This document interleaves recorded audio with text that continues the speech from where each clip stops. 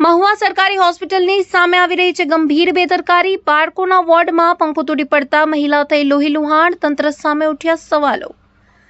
ભાવનગરના મહુવા શહેરની સરકારી જનરલ હોસ્પિટલમાંથી એક ચોંકાવનારી અને તંત્રની પોલ ખોલતી ઘટના સામે આવી રહી છે।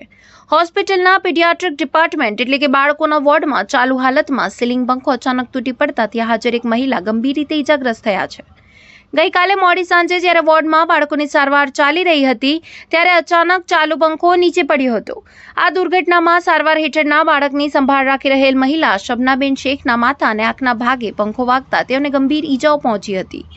મહિલાને તાત્કાલિક સારવાર આપી માથાના ભાગે ટાંકા લેવા પડ્યા છે તેમજ આંખમાં પણ તકલીફ છે। પ્રાથમિક અહેવાલો મુજબ ઈજાના કારણે મહિલાને હાલ આંખે જોવામાં પણ મુશ્કેલી પડી રહી છે।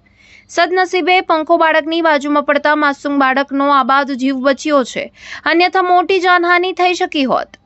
સ્થાનિકોમાં આ ઘટનાને લઈને ભારે રોષ જોવા મળી રહ્યો છે। સૌથી ગંભીર બાબત એ છે કે હોસ્પિટલ બિલ્ડિંગનું રિનોવેશન થયાને હજુ માંડ 1 વર્ષ જેટલો જ સમય થયો છે। ટૂંકા ગાળામાં પંખો તૂટી પડવા જેવી ઘટના એ વપરાયેલા મટીરિયલ અને કામગીરીની ગુણવત્તા પર મોટા સવાલો ઊભા કરે છે। શું મેન્ટેનન્સના નામે માત્ર કાગળ પર જ કામગીરી થાય છે? જો પંખો સીધો બાળક પર પડ્યો હોત અને કોઈ અનિચ્છનીય ઘટના બની હોત તો તેનો જવાબદાર કોણ? શું તંત્ર કોઈના મોતના સમાચારની રાહ જોઈ રહ્યું છે? સ્થાનિક નાગરિકોના આ રોષભર્યા સવાલો છે। તંત્રની મૌન સ્વીકૃતિ કે બેદરકારી? આ ઘટના બાદ હોસ્પિટલ પ્રશાસન અને જવાબદાર કોન્ટ્રાક્ટરો સામે કડક તપાસની માંગ ઉઠી રહી છે। સરકારી હોસ્પિટલમાં ગરીબ દર્દીઓ સારવાર માટે આવતા હોય છે, પરંતુ જે હોસ્પિટલ જ સુરક્ષિત ન હોય તો દર્દીઓએ જવું ક્યાં?